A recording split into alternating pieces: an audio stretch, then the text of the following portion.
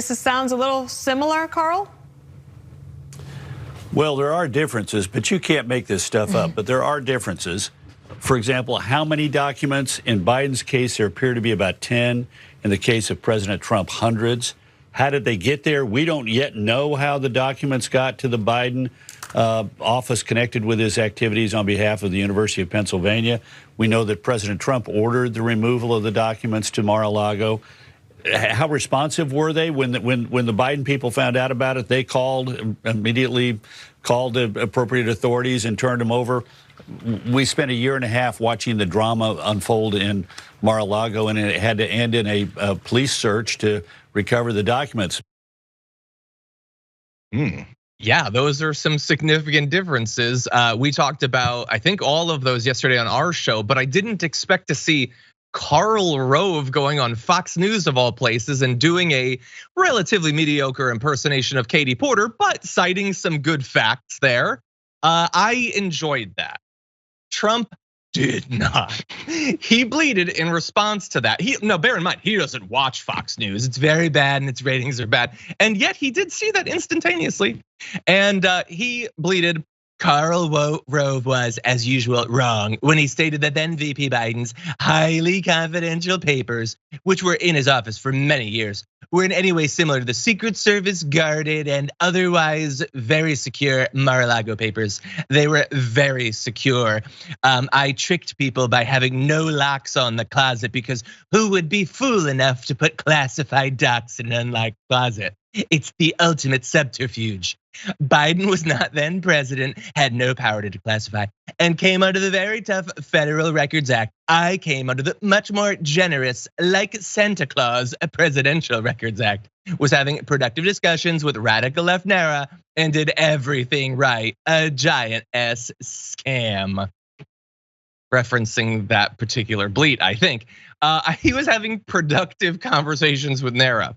They were requesting the documents he was legally required to give back, and he was flipping them the digital bird. I guess that's productive. I don't know, JR. What do you think?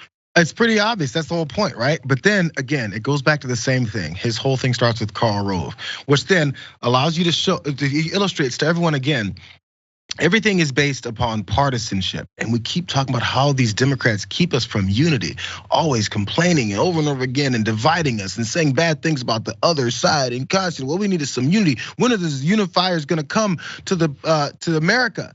This guy that they follow for the entire time he was in office is the biggest divisive person that we've had in a very, very long time. We've got a bunch of them, but he still starts right away with Karl Rove, who's this Bush person, W's people, who has all kinds of horrible things about him, which makes this surprising that he's defending Biden because maybe it's the centered around the establishment areas of government.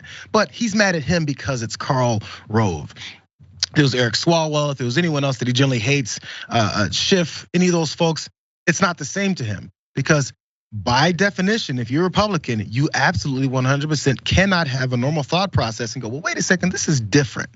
That's what he's teaching his folks in these types of things. Like, listen, you guys like Karl Rove, right? Don't be like him and switch sides.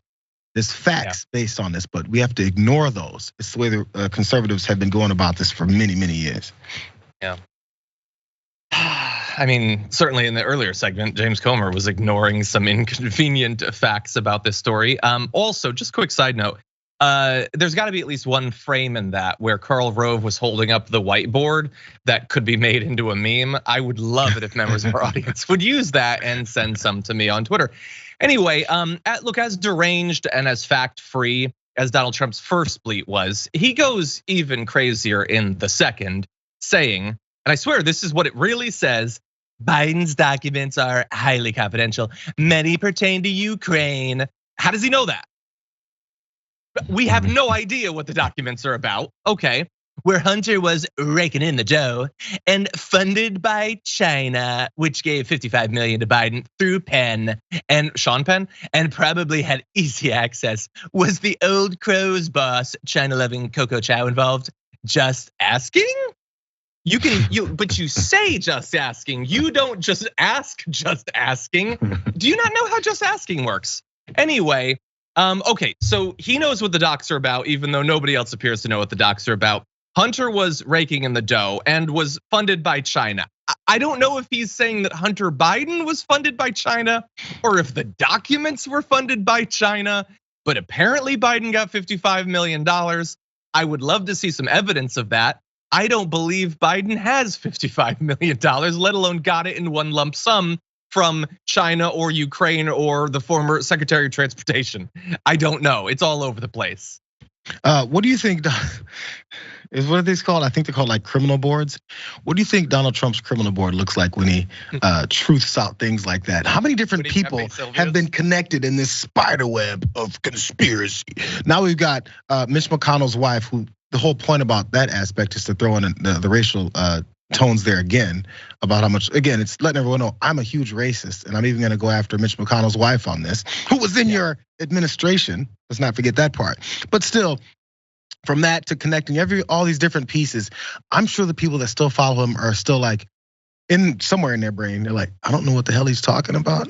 But sure, I'm on board. I'll repeat that stupidity too. And if you don't think so, check out any time they've been interviewed outside of a rally. That's what they do.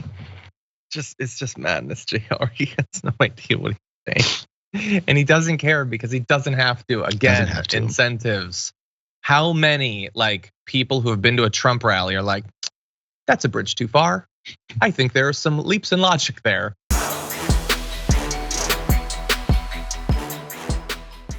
Check out the Damage Report podcast each day, wherever you get your podcasts, whether Pocket Casts or Stitcher or iTunes. You can join me as I give you the news and stories you want, with a range of co-hosts and interview guests jumping in on the fun each day. Again, that's the Damage Report, wherever you get your podcasts. And if you get them at iTunes, don't forget to rate and review. Sometimes I'll read them live on the show.